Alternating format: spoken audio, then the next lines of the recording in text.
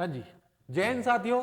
दोस्तों आज अपने बात करेंगे मृदा अपरदन यानी कि मृदा क्षरण के बारे में, और इंग्लिश में इसको बोल देते हैं सोइल इरोजन। देखो जी, सोइल इरोजन किसे कहते हैं? भी मिट्टी का जो कटाव होता है, मिट्टी का जो कटाव होता है, मिट्टी का कटाव होना ही क्या कहलाता है? मृदा अपरदन कहलाता है। भी मिट्टी जो है एक स्थान से दूसरे स्थान पर चली जाती है, और इसके लिए एक दो शक्तियां काम करती है, जैसे जल और आपकी जो वायु है वो प्रमुख है। भी मिट्टी को एक स्थान से दूसरे स्थान पर ले जाने के लिए कोई महांजी तो आते नहीं है। भी मिट्टी एक स्थान से दूसरे स्थान के कोई ना कोई तो माध्यम होगा।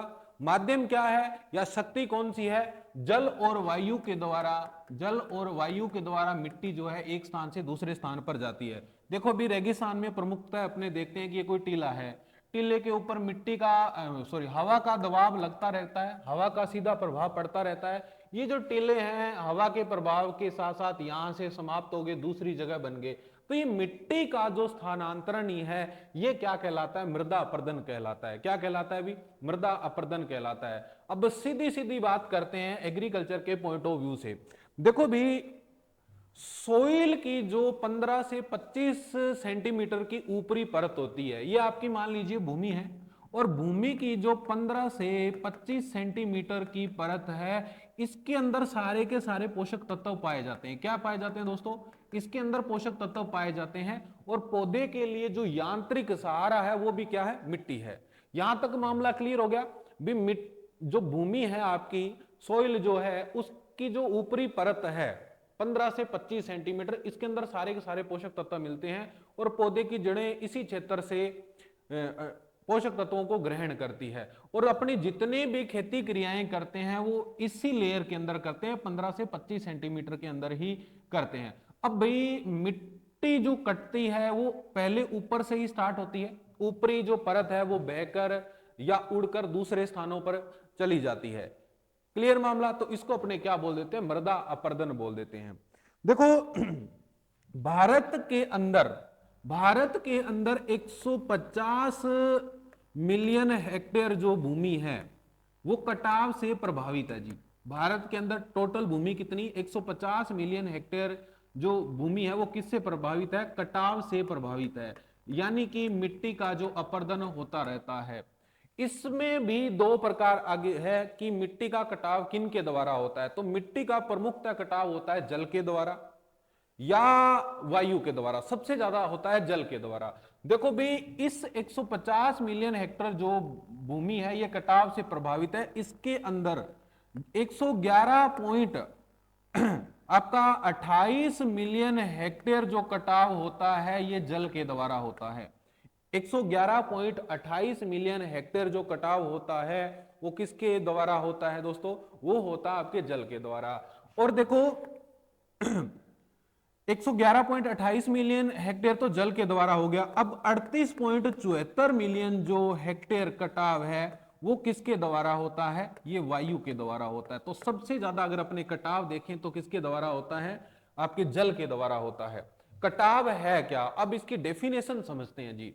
देखो भी, मिट्टी के कणों का भौतिक रूप से अपने स्थान से हटना या भौतिक रूप से मिट्टी के कणों का अपने स्थान से हटना क्या कहलाता है? मृदा अपरदन कहलाता है। डेफिनेशन थोड़ा सा अच्छे से देख लीजिए, डेफिनेशन में सारी की सारी चीजें आपकी क्लियर हो जाएगी। भी भौतिक रूप से मिट्टी के कणों का हटना, भौतिक रूप से मिट्टी के कणों का हटना, भौतिक रूप से क्या है जी? मिट्टी के कणों का हटना क्या कहलाता है? मृदा क्षरण कहलाता है जी। अब दूसरी एक डेफिनेशन और दी जाती है, मृदा का पृथक्करण या कणों का पृथक्करण। कणों का पृथक्करण, पृथक्करण व परिवहन, परिवहन ही क्या कहलाता है? मृदा क्षरण कहलाता है। ये दोनों की दोनों जो डेफिनेशन है ये मृदा क्षरण की है।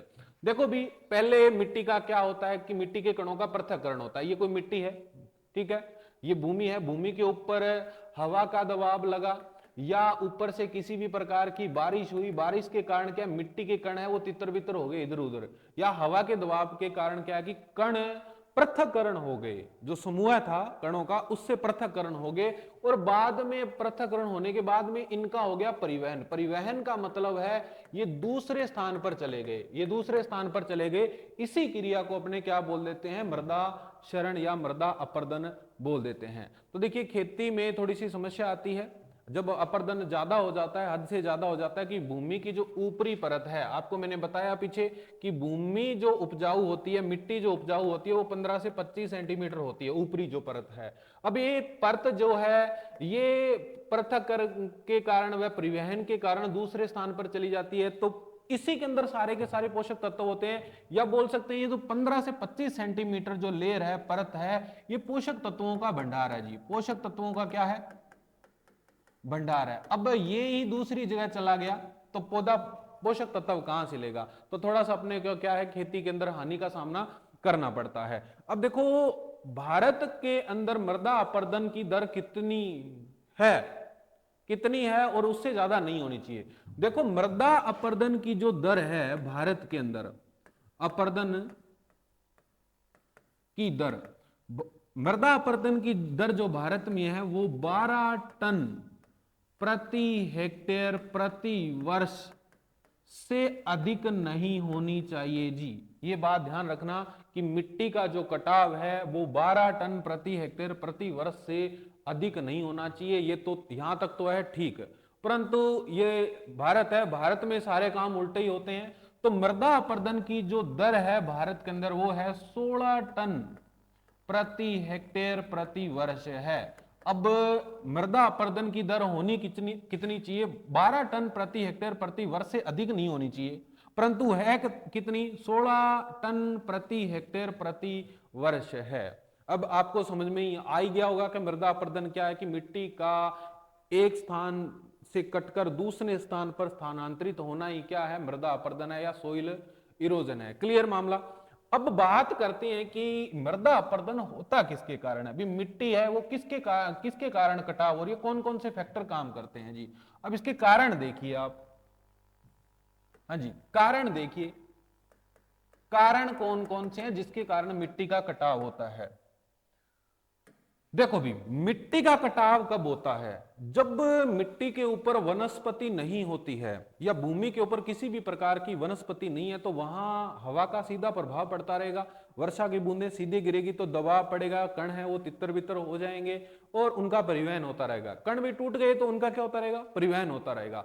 सबसे पहले बात करें पहले कारण की, तो पहला कारण यही निकल के आता है कि वनस्पति का नहीं होना, वनस्पति का नहीं होना, यह प्रमुख कारण है मिट्टी के कटाव का, मृदा क्षरण का। अब देखो भी, मान लीजिए कोई भूमि है, इसके ऊपर बहुत सारे पेड़ लगे हुए हैं, बहुत सारे पेड़ लगे हुए हैं, ये देखिए बहुत सारे पेड़ लगे हुए हैं इस भूमि के ऊपर, ठीक है, और इसमें बहुत सारे घासें भी उगी हुई है, ऐसे घासें उगी हुई है, आप देख सकते हो ऐसे।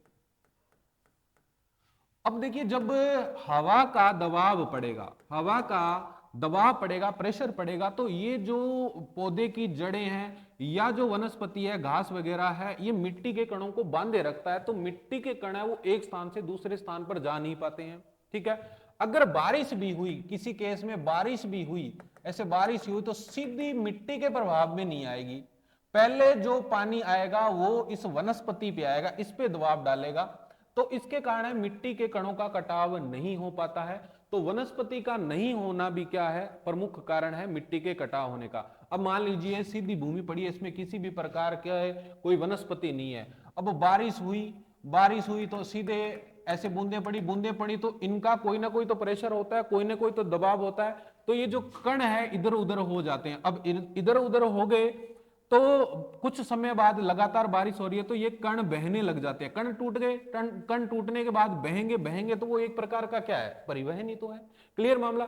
अब अगर बारिश नहीं हो रही है तो हवा का दबाव पड़ रहा है, मान लीजिए हवा का दबाव कणों के ऊपर पड़ रहा है, तो कण है जो एक स्थान से दूसरे स्थान पर जा रहे हैं कि नहीं जा रहे, तो सीधी सी बात है, पहला कारण यही है कि वनस्पति अगर नहीं है आपकी भूमि के ऊपर, मिट्टी के ऊपर वनस्पति नहीं है, तो उससे क्या है कि मृदा का कटाव ज्यादा होता है। एक तो ये कारण है।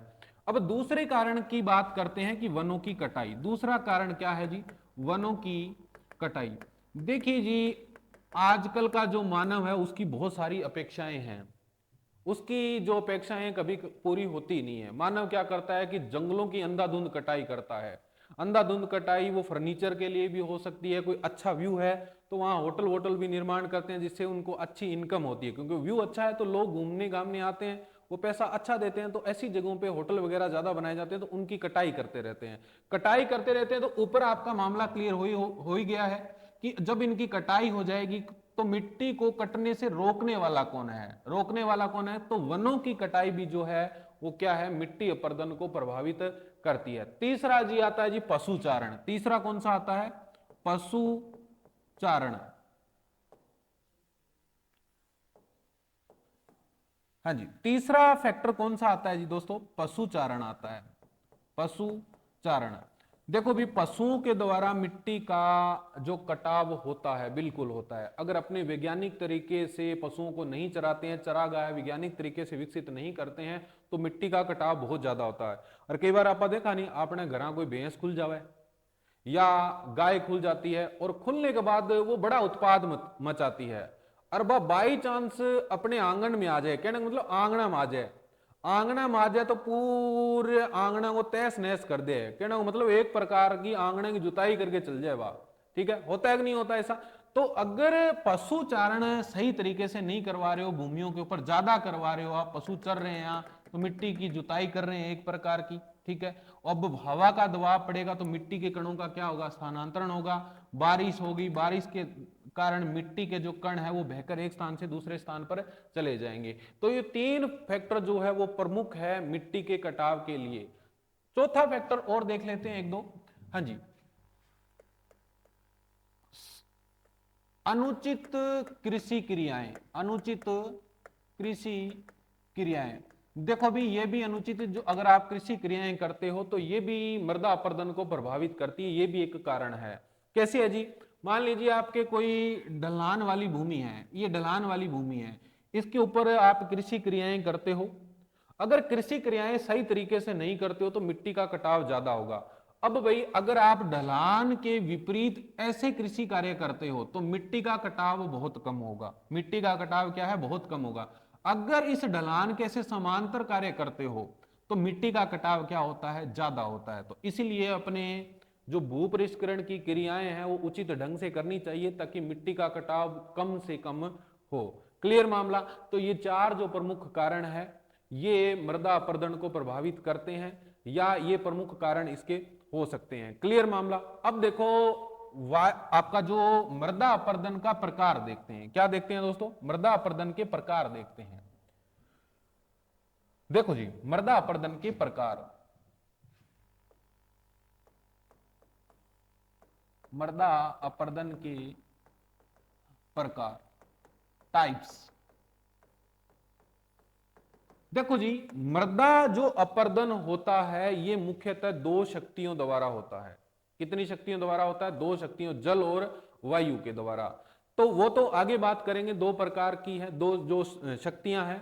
पहले बात करते हैं इनके टाइप की। देखो जी, टाइप कौन कौन से हैं? दो टाइप हैं इसके। एक तो है प्राकृतिक क्षरण, एक तो है प्राकृतिक क्षरण। प्राकृतिक क्षरण, इसको बोल देते हैं नेचुरल इरोजन। Natural erosion. और आपका दूसरा है त्वरित क्षरण। दूसरा कौन सा है दोस्तों? त्वरित क्षरण। इसको बोल देते हैं एसिलिरेटेड, एसिलिरेटेड इरोजन। अब देखते हैं कि है क्या त्वरित क्षरण क्या है और आपका प्राकृतिक क्षरण क्या है। देखो भी, वनस्पति से अगर ढकी हुई मृदा है, वनस्पति से ढकी हुई मृदा है और उसके अंदर थोड़ा बहुत मिट्टी का कटाव हो रहा है, वनस्पति से ढकी मृदा, वनस्पति से ढकी मृदाओं में अगर थोड़ा बहुत मिट्टी का कटाव हो रहा है तो वो नॉर्मल बात है, कोई चिंता करने वाली बात नहीं है। तो ये तो एक सामान्य बात है, इतना तो कटाव होता ही रहता है। और इसमें मिट्टी का बनना और मिट्टी का जो विनाश होना ये दोनों बराबर रहते हैं। भी देखो मिट्टी कैसे बनती है, कोई ना कोई चट्टान की वेदरिंग होती है। वेदरिंग भी एक प्रकार का क्या है कि कटाव है। यहां थोड़ा सा समझिए, यहां थोड़ा सा समझिए। ये कोई चट्टान है, मान लीजिए ये कोई चट्टान है, ये हवा के प्रभाव के कारण ताप के कारण या दाब के कारण इसका क्या है कि वेदरिंग होती रहती है। वेदरिंग का मतलब इस चट्टान, ये जो चट्टान है वो टूटती रहती है, चट्टान जो है वो टूटती रहती है, इसके जो कण टूट टूट के वो यहां जमा होते रहते हैं निचले क्षेत्र में। तो ये क्या है कि मिट्टी निर्माण की क्रिया चलती रहती है और निर्माण के साथ साथ विनाश भी होता रहता है। तो जो प्राकृतिक क्षरण है ये एक विनाश और मिट्टी निर्माण को साम्य रखता है। तो कोई इसमें बड़ी कोई प्रॉब्लम वाली बात नहीं आती, प्रकृति के द्वारा क्षरण होता रहता है और मनुष्य के द्वारा रोका नहीं जा सकता। ये थोड़ी विशेष बात ध्यान रखना, मनुष्य के द्वारा नहीं रोका जा सकता, मनुष्य के द्वारा नहीं रोका जा सकता। ठीक है, एक चीज और ध्यान रखना, मिट्टी निर्माण व विनाश को साम्य रखता है, विनाश को साम्य यानी कि बराबर रखता है। जितनी मिट्टी बन रही है और उतना ही क्या होता रहेगा, निर्माण होता रहेगा, या जितनी निर्माण हो रही है उतना विनाश होता रहेगा। देखो भी 25 से 30 mm मृदा बनने में 300 वर्ष का समय लगता है। कितना वर्ष का समय लगता है? अगर 25 से 30 mm मृदा बन रही है तो समय कितना लगेगा? 300 साल लग जाते हैं जी। 25 से 30 mm कितनी होती है? तो एक लंबी प्रोसेस है। तो चट्टाने वटाने टूटती रहती है, उनके द्वारा मिट्टी का निर्माण होता रहता है। अब चट्टाने तोड़ने का काम कौन करता है? हवा करती है, ताप करता है, दाब करता है, या यहाँ से कोई पानी गिर रहा है नीचे तो पानी के घर्षण के कारण ये चट्टाने टूट टूट के छोटे छोटे कणों में यहाँ एक कण है जो स्थापित होते रहते हैं और नई मिट्टी का निर्माण करते रहते हैं। तो ये तो प्रकृति के द्वारा होने वाला क्षरण है जी। अब बात करते हैं त्वरित क्षरण की। त्वरित क्षरण क्या है? देखो भी, जिन मिट्टियों के ऊपर, जिन भूमियों के ऊपर वनस्पति नहीं होती है उनमें यह ज्यादातर देखा जाता है, या अपने क्या कह सकते हैं कि मनुष्य द्वारा सबसे ज्यादा ये किया जाता है। मनुष्य द्वारा मिट्टी को खोदकर, मनुष्य द्वारा मिट्टी को खोदकर या उसे जोत कर, टिलेज कर या पशु चारण करके, पशुओं को बहुत ज्यादा चरा दिया उसने तो भी मिट्टी क्या है कि कट जाती है। ठीक है, पशु चारण करके, या आप बोल सकते हैं वनों की कटाई करके, वनों की कटाई करके। यानी आप बोल सकते हो कि मानव जितने भी क्रियाकलाप करता है, वनों की कटाई कर दी, पशु चारण विकसित कर दिया, मिट्टी को जोत दिया, मिट्टी को खोद दिया, तो उसके द्वारा जो मृदा अपरदन होता है उसको अपने क्या बोल देते हैं? त्वरित क्षरण बोल देते हैं, या एसिलरेटेड इरोजन बोल देते हैं। ये मनुष्य के द्वारा रोका जा सकता है जी, ये रोका नहीं जा सकता और ये मनुष्य के द्वारा रोका जा सकता है। तो यहां तक मामला क्लियर हो ही गया होगा। और इसकी जो दर है ये मृदा निर्माण से अधिक होती, मृदा निर्माण से क्या होती है? अधिक होती है। जो त्वरित क्षरण है, त्वरित क्षरण की दर मृदा निर्माण से अधिक, मृदा निर्माण से अधिक। क्लियर मामला? देखो भी, जितनी मिट्टी बनी को नहीं बी ज्यादा क्यों वो मिट्टी का विनाश होता रहता है, मिट्टी का क्या होता रहता है? विनाश होता रहता है। तो ये दो प्रकार का क्षरण है, इसका एक बार स्क्रीनशॉट ले लीजिए आप। दो प्रकार का क्षरण है, इसका एक बार स्क्रीनशॉट ले लीजिए। चलो भी, अब बात करते हैं चलो जी, अब बात करते हैं मृदा क्षरण किन किन के द्वारा होता है। देखो भी, मृदा क्षरण जो होता है इसके लिए दो शक्तियां काम करती है। कितनी शक्तियां काम करती है दोस्तों? दो शक्तियां काम करती है। ये दो पावर कौन कौन सी है? देखो जी, एक तो है जल, एक तो है जल और दूसरी है वायु। यानी कि जल के द्वारा जो क्षरण होता है उसको वाटर इरोजन या जल अपरदन बोल देते हैं, और वायु के द्वारा जो क्षरण होता है उसको अपने बोल देते हैं विंड इरोजन बोल देते हैं। क्लियर मामला? अब देखो जी, पीछे अपने ने बात की थी कि सबसे ज्यादा जो क्षरण होता है यानी कि मिट्टी का जो कटाव होता है वो किसके द्वारा होता है? वो जल के द्वारा ही होता है। तो सबसे पहले बात करेंगे जल क्षरण की। किसकी बात करेंगे दोस्तों? जल क्षरण की बात करेंगे। जल क्षरण, जल क्षरण, जल क्षरण को वाटर इरोजन कहते हैं, वाटर इरोजन कहते हैं। देखो भी, अब आपको नाम से ही स्पष्ट हो रहा है कि वाटर इरोजन है क्या। वाटर इरोजन है क्या? बी, मिट्टी का जो कटाव होगा, मिट्टी का कटाव जो होगा वो किसके द्वारा होगा? जल के द्वारा होगा। किसके द्वारा होगा दोस्तों? जल के द्वारा होगा। देखो भी, ये सबसे ज्यादा जहां वनस्पति नहीं होती तो जो वर्षा है, वर्षा की बूंदों के कारण मिट्टी के कण टूट जाते हैं और बाद में धीरे धीरे पानी बहने लगता है, तो बहते बहते बहते मिट्टी के कण एक स्थान से दूसरे स्थान पर चले जाते हैं। अब जल अपर्दन के भी कुछ प्रकार है, जल अपर्दन के भी क्या है, कुछ प्रकार है। सबसे पहला टाइप देखते हैं जल अपर्दन का। हाँ जी, पहला जो टाइप है जल अपर्दन का वो देखिए, वो है जी बोछार, बोछार शरण, या इसको इंग्लिश में बोल देते हैं स्प्लैश इरोजन। क्या बोल देते हैं दोस्तों? Splash erosion. ठीक है भी, जल अपर्दन का पहला प्रकार कौन सा है? बोछार शरण, या इसको स्प्लैश इरोजन बोल देते हैं। अब स्प्लैश इरोजन है क्या? देखो भी, जब शुरू के अंदर बारिश होती है, मान लीजिए बादल है, ये बारिश कर रहे हैं, बारिश कर रहे हैं, बारिश हो रही है, ये मिट्टी है, मिट्टी के कणों के ऊपर वर्षा के कणों का दबाव पड़ता है, प्रेशर पड़ता है, तो मिट्टी के जो कण हैं इधर उधर तितर बितर हो जाते हैं। क्या हो जाते हैं? तितर बितर हो जाते हैं, मतलब छिन्न भिन्न हो जाते हैं।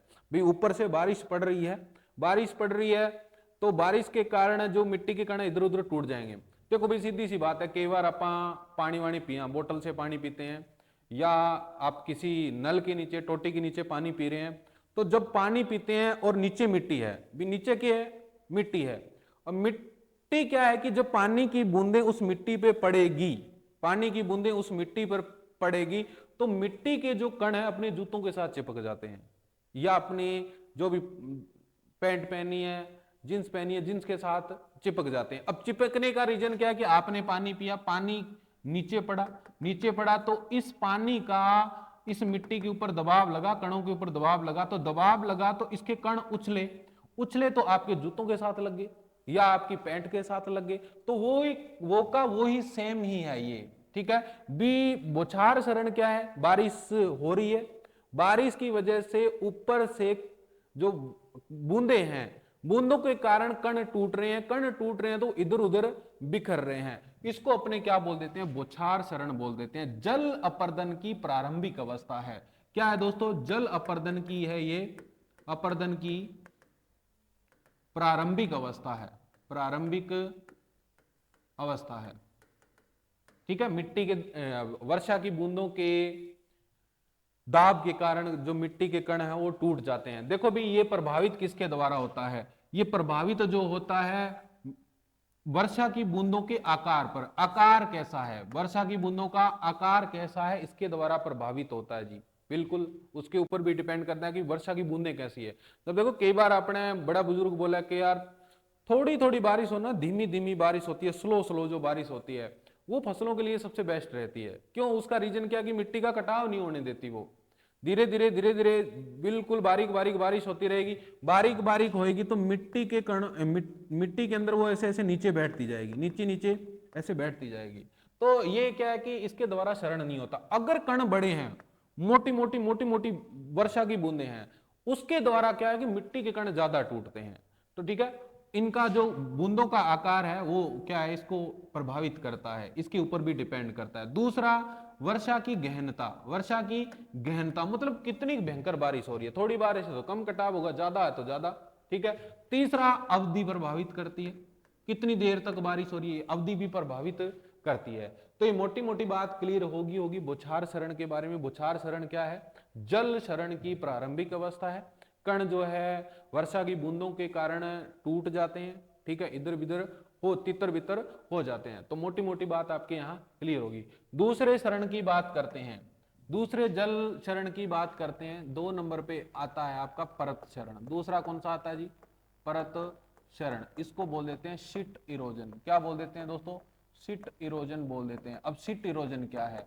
देखो भी, पीछे आपने पढ़ा कि बोछार शरण, बोछार में क्या हुआ, वर्षा की बूंदें मिट्टी के ऊपर पड़ी, मिट्टी के ऊपर पड़ी तो कण है वो इधर उधर हो गए, कण जो है वो इधर उधर हो गए। अब देखिए ये जो कण है इधर इधर टूट गए, टूट गए, इधर उधर टूट गए, टूट गए। अब पानी का क्या होगा? रन ऑफ होगा। क्या होगा? रन ऑफ होगा, यानी कि पानी बहेगा, पानी बहेगा। अब पानी बहेगा तो ये जो कण है ये पानी के साथ दूसरे स्थान पर चले जाएंगे, दूसरे स्थान पर अन्यतर जगह चले जाएंगे। क्लियर मामला? अब मिट्टी के अंदर जितने भी पोषक तत्व होते हैं वो ऊपरी परत के अंदर होते हैं। मिट्टी के अंदर जितने भी पोषक तत्व वो क्या है? ऊपरी परत के अंदर पाए जाते हैं। तो ऊपरी परत ही बह गई, ऊपरी परत ही बह गई तो पोषक तत्व कहां बचे हैं आपके पास?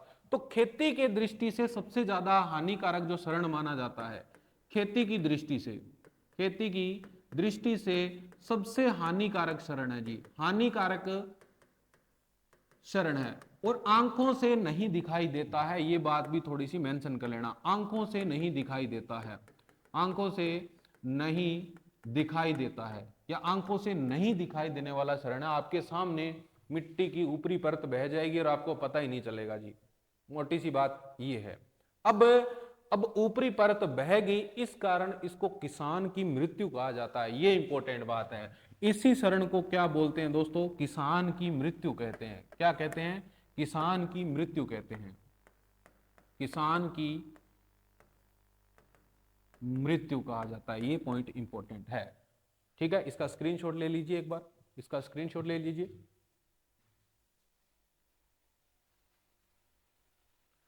चलिए जी, हाँ भी तीसरा शरण आता है आपके रील शरण। तीसरा शरण कौन सा है दोस्तों, रील शरण, रील इरोजन। अब देखो जी, रील इरोजन क्या है।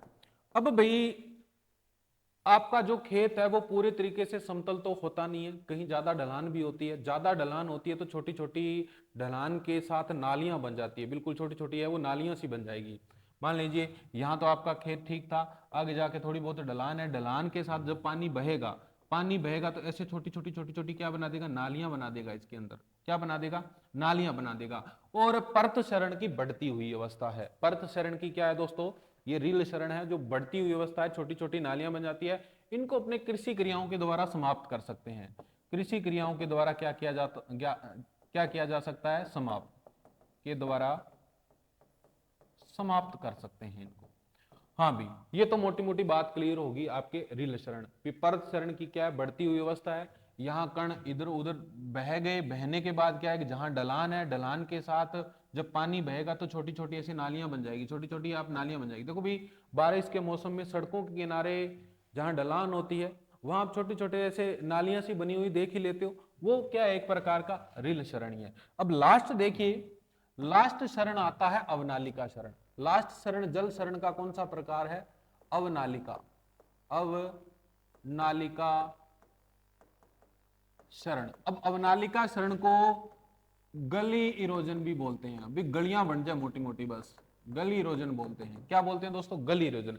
अब इसमें क्या है, देखो जहां ढलान ज्यादा होती है और जैसे जैसे बारिश तेज होगी, या आपका खेत और खेत में ऐसे ढलान है, ढलान बहुत ज्यादा, बारिश तेज होगी तो इसमें क्या है कि खेत के अंदर बड़ी बड़ी ऐसे नालियां बन जाती है, बड़ी बड़ी नालियां बन जाती है, और नालियों का साइज होता है 9 सेंटीमीटर से ऊपर, 9 सेंटीमीटर से ऊपर इनका साइज होता है।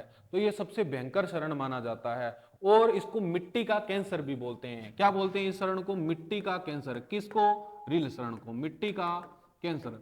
देखो भी आपने कई डाकुओं वाली मूवियां देखी होगी, जैसे मेरा गांव मेरा देश है, शोले है, और पान सिंह तोमर है, फूलन देवी है। उसके अंदर जितने भी सीन दिखाए गए हैं ना, वो जो डाकू, जहां डाकुओं की जो शरण सतली मानी जाती है, ये चंबल का बीहड़ माना जाता है। और उसको बीहड़ क्यों बोलते हैं, वो एक प्रकार का अवनालिका शरणी है। वो क्या है, एक प्रकार का गली इरोजन है, एक प्रकार का क्या है, गली इरोजन है जी, है ना। एक फेमस मूवी है पान सिंह तोमर, बीहड़ में तो बागी मिलते हैं, या बीहड़ में तो बागी मिलते हैं, और डकैत जो है वो पार्लियामेंट में होता है।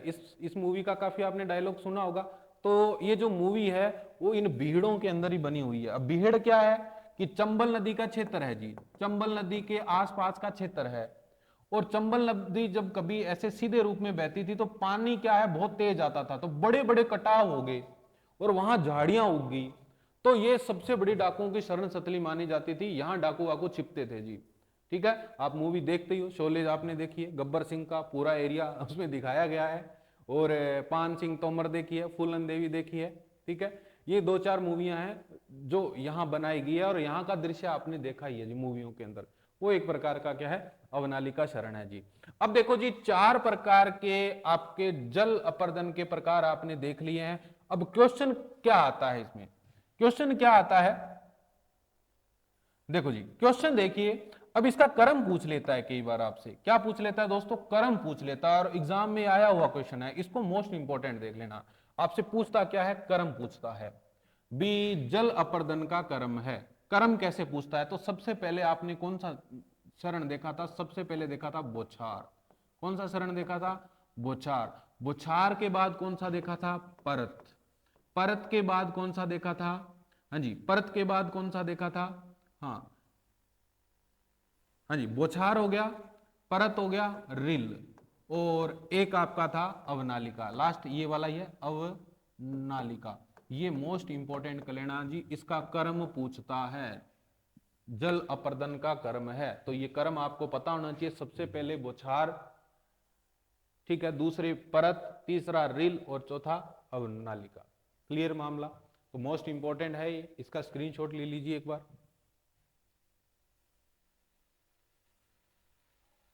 चलिए जी, अब जल अपर्दन आपका कंप्लीट हो गया। अब बात करते हैं वायु अपर्दन की। किसकी बात करते हैं दोस्तों? वायु अपर्दन की बात करते हैं। वायु अपर्दन, विंड इरोजन, वायु दूसरी शक्ति है ना ये, वायु अपर्दन, विंड इरोजन, विंड इरोजन, वायु अपर्दन यानी कि विंड। अब देखो जी, वायु के द्वारा जो क्षरण होता है, यानी वायु के द्वारा जो मिट्टी का कटाव होता है, उसको अपने क्या बोल देते हैं? वायु अपर्दन बोल देते हैं। भी देखिए, जहां वनस्पति नहीं होती है, वनस्पति, और ये किन क्षेत्रों में होता है ज्यादातर, ये भी ध्यान रखना, शुष्क व अर्ध शुष्क क्षेत्रों में ज्यादा होता है। शुष्क व अर्ध शुष्क क्षेत्रों में ज्यादा होता है। अब शुष्क व अर्ध शुष्क क्षेत्र कहाँ है? अगर भारत की बात करें तो उत्तरी जो पश्चिमी क्षेत्र है, उत्तरी और जो पश्चिमी क्षेत्र है, वो कौन सा क्षेत्र है भारत के अंदर? शुष्क व अर्ध शुष्क क्षेत्र है। और राजस्थान की बात करें तो कहावत भी है, और राजस्थान है प्रधान। तो राजस्थान में के चाला? आंधियां चाले। वो राजस्थान है प्रधान, ये थोड़ी कहावत है, वाह अटा आंधियां चाला और क्या है भी? वनस्पति है को नहीं मिट्टी के ऊपर, मिट्टी पे वनस्पति नहीं है, तो मिट्टी का कटाव क्या होता है? ज्यादा होता है। तो सबसे ज्यादा जो वायु शरण देखा जाता है वो राजस्थान में देखा जाता है भारत के अंदर। क्लियर मामला? अब देखो है क्या, अब वनस्पति विहीन मृदा है, मान लीजिए ये कोई मिट्टी पड़ी है, ठीक है, इसके ऊपर हवा का दबाव लगता है। क्या लगता है? हवा का दबाव लगता है। अब वनस्पति है नहीं, कण भी बड़े होते हैं, कार्बनिक पदार्थ की शुष्क व अर्धशुष्क क्षेत्रों में कमी होती है, तो मिट्टी के कणों को बांधे कौन? भाई मिट्टी के कणों को बांधने का काम कार्बनिक पदार्थ करते हैं, ठीक है। दूसरा, जो पौधों की जड़ें हैं वो बांधने का काम करती है। अब दोनों ही नहीं है, और पश्चिमी राजस्थान की मिट्टियों में 0.5% से कम ऑर्गेनिक मैटर पाया जाता है। ये मेंशन कर लेना, ये सुपरवाइजर में क्वेश्चन आया हुआ है आपके। पश्चिमी राजस्थान की मृदाओं में 0.5% से भी कम कार्बनिक पदार्थ पाया जाता है। अब कार्बनिक पदार्थ है ही नहीं, कार्बनिक पदार्थ है नहीं तो मिट्टी को बांधने कौन? हवा का सीधा प्रभाव पड़ता रहता है, मिट्टी के कण टूटते रहते हैं। और आप देखते हो कि जितने भी टीलों का स्थानांतरण होता है, टीले एक स्थान से दूसरे स्थान पर बनते रहते हैं, वो किसके कारण बनते हैं? वो वायु अपर्दन के कारण ही बनते हैं। और किन क्षेत्रों में बनते हैं? शुष्क व अर्धशुष्क क्षेत्रों में, यानी कि राजस्थान, और राजस्थान है प्रधान, ठीक है। अब बात करते हैं इसके टाइप की। अब क्या करते हैं, इसके टाइप की बात करते हैं।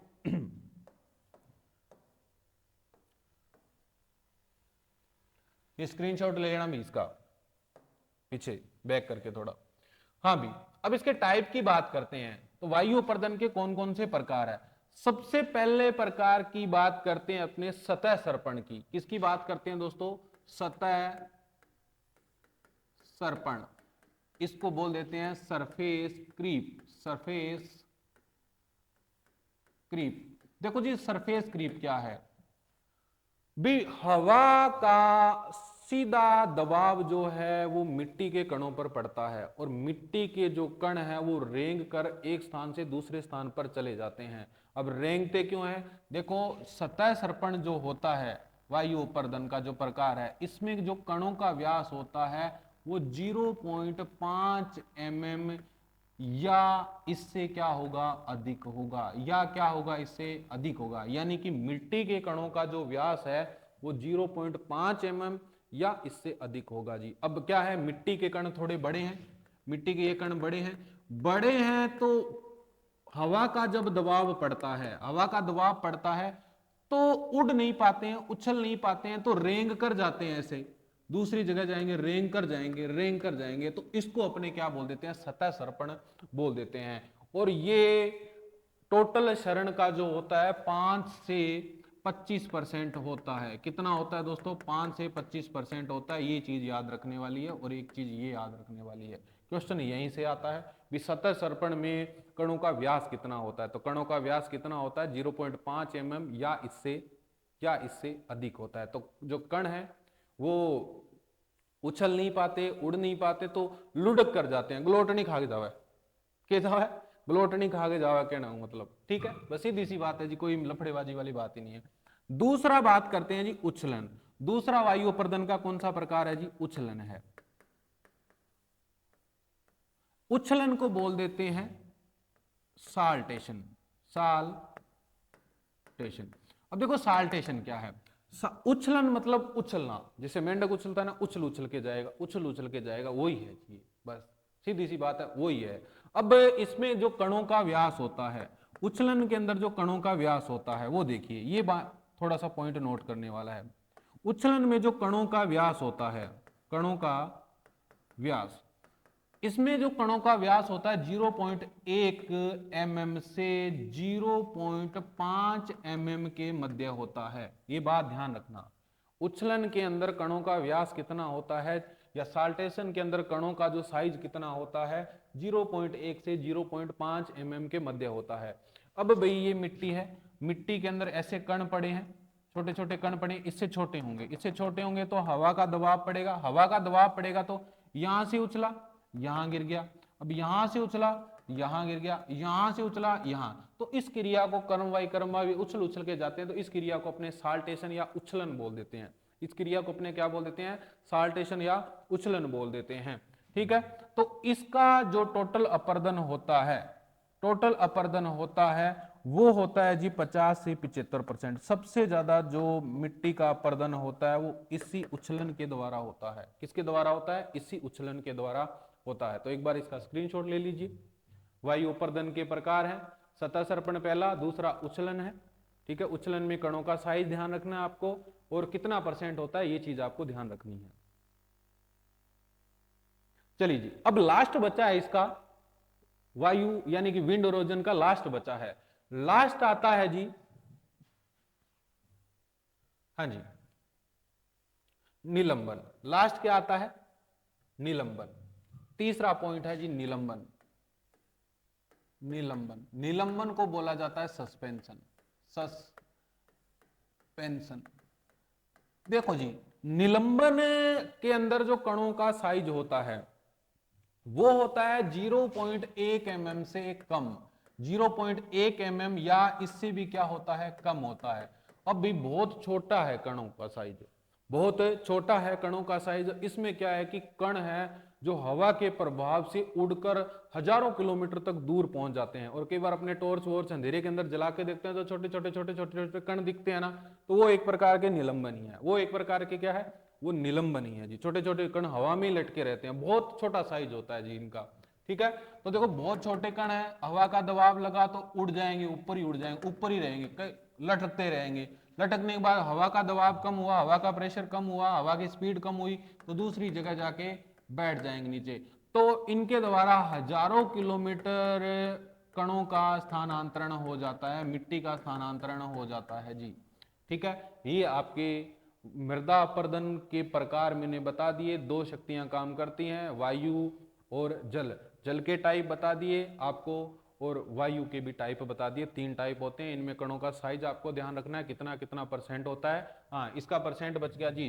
टोटल क्षरण का 3 से 4% होता है। टोटल क्षरण का कितना होता है दोस्तों? 3 से 4% होता है। अब देखो कुछ टर्म आती है वो आपको ध्यान रखनी है भी। आप देखते हो कई बार किताबों में या आप नोट्स वगैरह पढ़ते हो, उनके अंदर लिखा होता है वेव अपर्दन। क्या लिखा होता है? वेव अपर्दन। अब वेव अपर्दन क्या है? देखो भी, वेव अपर्दन किसको बोलते हैं? जब अपर्दन जल और वायु के संयुक्त प्रभाव से होता है, यानी दोनों ही फैक्टर बराबर काम करते हैं, दोनों ही मिट्टी के काटने का बराबर काम करते हैं, उसको अपने क्या बोल देते हैं? वेव अपर्दन बोल देते हैं। इंपॉर्टेंट चीज है। ठीक है, दूसरा है जी एंथ्रोपोजेनिक। एंथ्रोपोजेनिक। एंथ्रोपोजेनिक क्या है? यह होता है पशुओं के चारण से, पशुओं के पशुओं के चारण से, मिट्टी का कटाव पशुओं के चारण से होता है, बस इसको बोल देते हैं एंथ्रोपोजेनिक अपरदन। एंथ्रोपोजेनिक अपरदन, वेव अपरदन क्या है, जल और वायु के संयुक्त प्रभाव से होता है। अब एक होता है जी एल्यूवियल।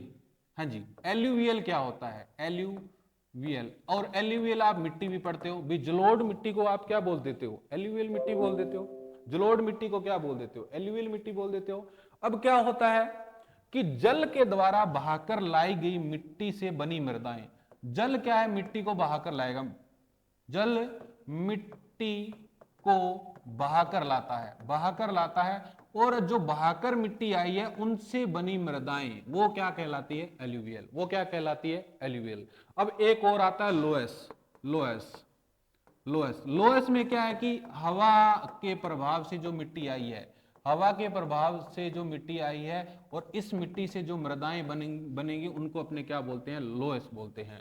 तो ये आपका चैप्टर का मोटा मोटा जो चीज है या मोटा मोटा वो कंप्लीट हो गया है। बाकी इसको प्रभावित करने वाले, जल अपर्दन को प्रभावित करने वाले और वायु अपर्दन को प्रभावित करने वाले कारक पढ़ेंगे, और इसमें मृदा संरक्षण की विधियां भी पढ़ेंगे। मृदा संरक्षण भी तो करना है ना, कौन कौन से तौर तरीके अपनाने चाहिए जिनसे मिट्टी का कटाव कम हो, अपने भूमि को बचा के रख सकें, ठीक है, जो ऊपरी परत है वो नष्ट नहीं हो, लंबे समय तक अपने मिट्टी का उपयोग करते रहें।